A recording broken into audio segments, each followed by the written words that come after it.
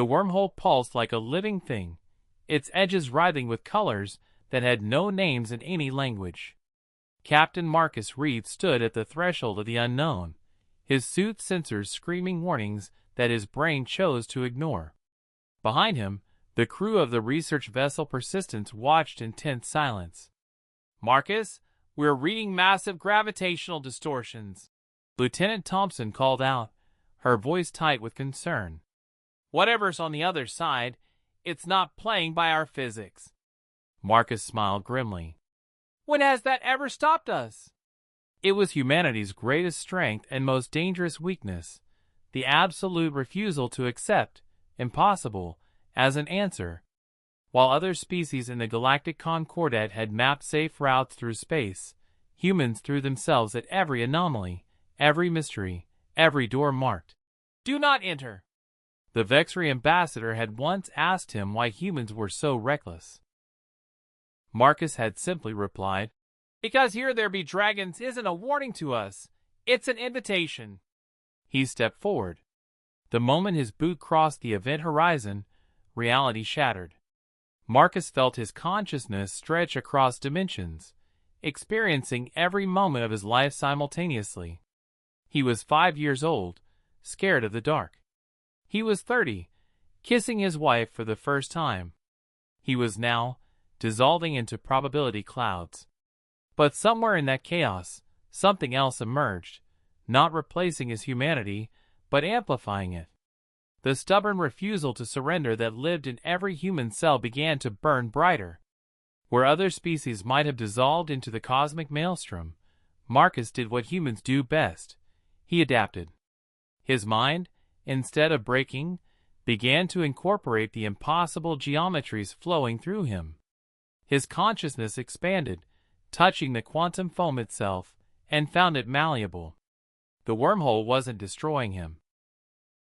It was teaching him, and he was learning with the voracious hunger that had driven humanity from caves to stars. Time meant nothing here.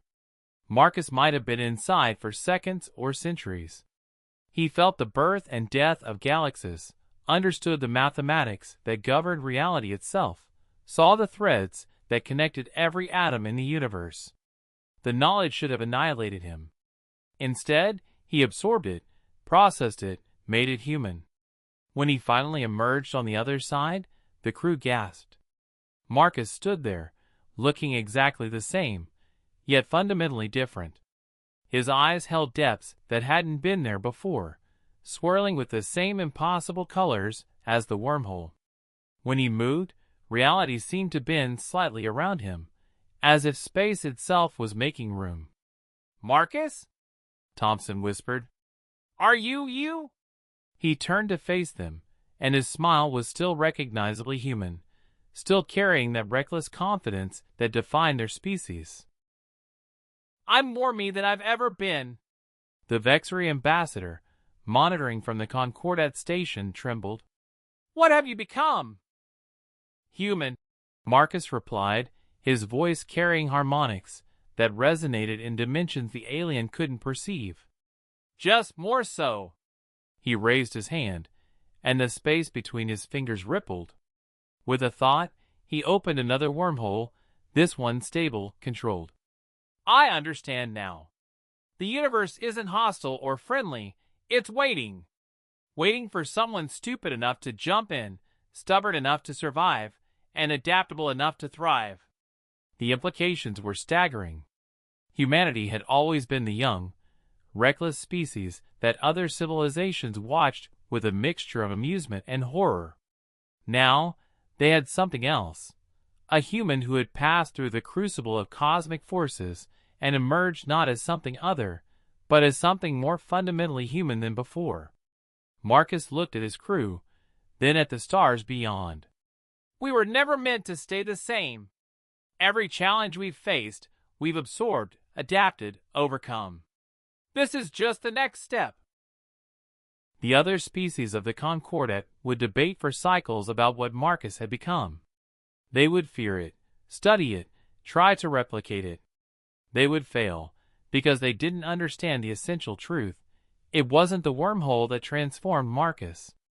The wormhole was just another impossible thing, and humans had been doing the impossible since they first looked at the ocean and decided to cross it, looked at the sky and decided to fly, looked at death itself and decided to fight it. Marcus Reed had entered the wormhole as a human. What came out was still human, humanity without limits, without fear, with all of its beautiful, terrifying potential finally unleashed. And this was just the beginning.